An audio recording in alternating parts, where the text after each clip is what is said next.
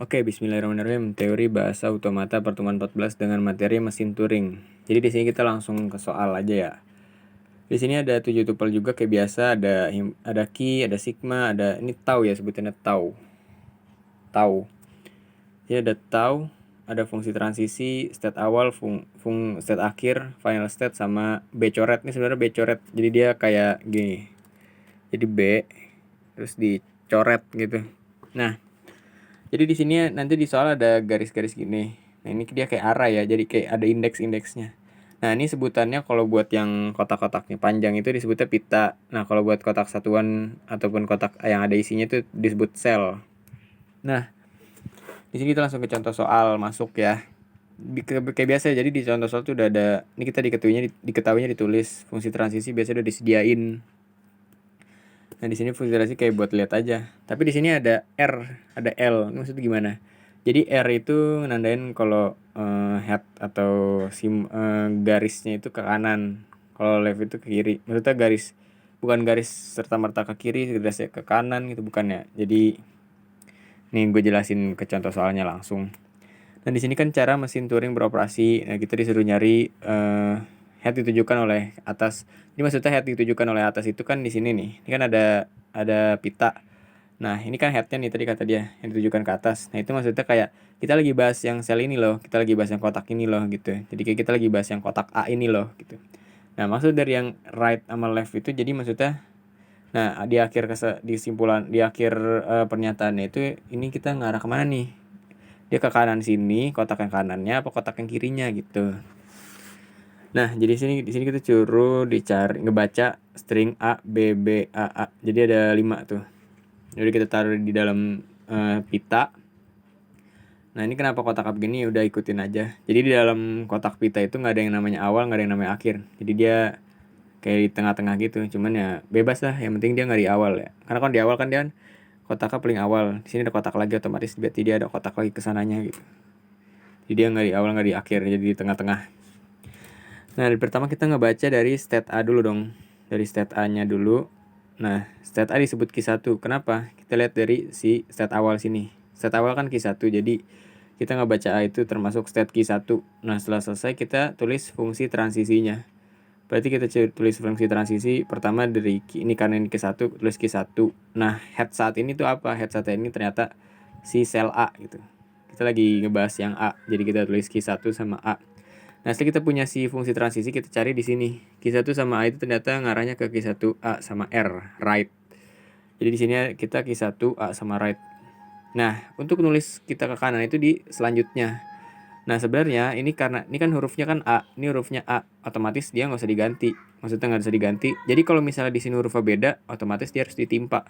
Misalnya di sini kan di sel yang dari sananya dalam soal udah A, sedangkan dari fungsi transisi kita dapat huruf C. Berarti ya otomatis di soal selanjutnya kita harus ganti huruf ini C gitu.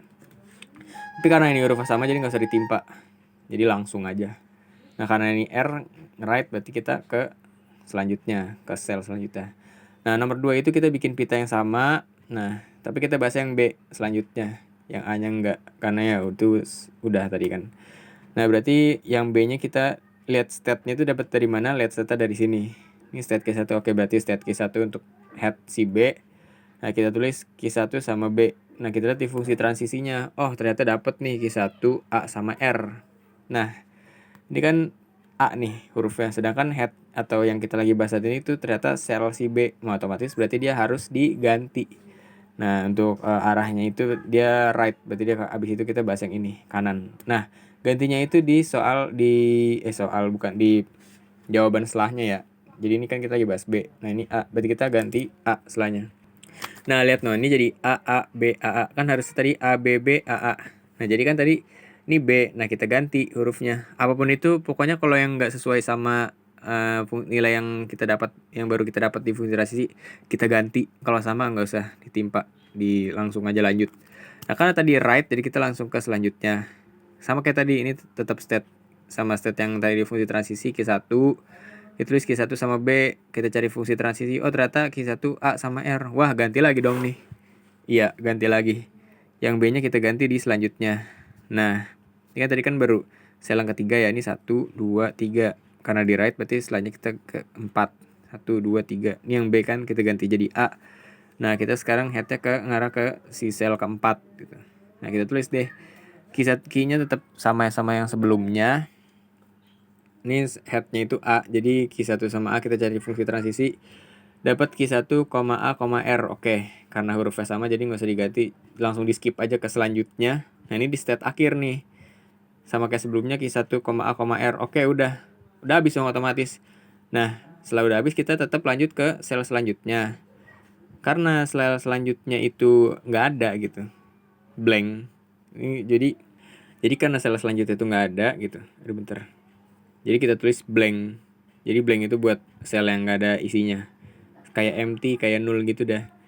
Nah jadi kita tulis karena ini blank, jadi kita tulis tetap di Q1, ini state Q1, blank, B coret. Nah ini kita cari. Selalu intinya kalau kita udah selesai di pita yang kita udah cari gitu, terus selanjutnya itu kosong, ya udah berarti itu blank.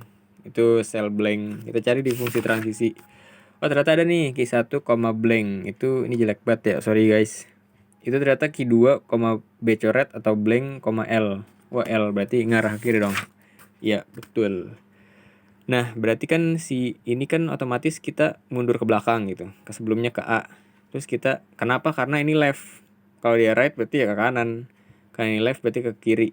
Nah ganti nggak tuh? Nggak usah, karena blank itu dia cuman kayak ngebaca doang, nggak masuk, nggak nginput gitu. Jadi sama aja kayak nilai kosong. Jadi kalau nilai kosong dia nyesuaiin sama nilai yang ada di saat itu. Mau nih dia nilainya A, C, B, D. Jadi dia ngikutin aja karena nilainya kosong.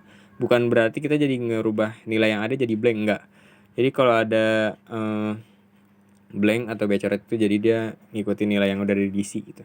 Oke, ternyata ngarah ke kirinya. Nah, untuk state itu ternyata Q2 bukan Q1. Berarti ini Q2 gitu. Nah, udah selesai. Kok selesai? Karena kalau dicari lagi, oke, fungsi transisi berarti Q2, A. Kita cek di fungsi transisi ada nggak? Oh nggak ada. Ternyata fungsi transisi itu di contoh soal ini ya, itu ternyata cuma ada untuk Q1 aja tuh, lihat. Nggak ada Q2. Kalau misalnya ada Q2 gitu, Q2, A ya cari. Berarti lah tetap lanjut, tetap berjalan. Kalau misalnya adanya Q2, B, sedangkan yang dituju itu Q2, A, itu kayak harusnya nggak bisa karena bukan fungsi transisinya. Jadi karena di Q2 itu nggak ada set Q2, jadi udah selesai beres. Bikin kesimpulan, maka tidak ada transisi lagi dari Q2, betul. Karena dari Q2 itu nggak ada lagi. Dan Q2 juga termasuk final state, bener nggak sih? Kita cek. Ternyata oh bener nih, F final state itu ternyata Q2. Berarti dia bener, pertama dari Q2 nggak ada lagi yang harus dicari. Terus yang kedua itu Q2 itu merupakan final state atau state akhir. Jadi untuk pernyataan ini diterima. Udah mantap kan?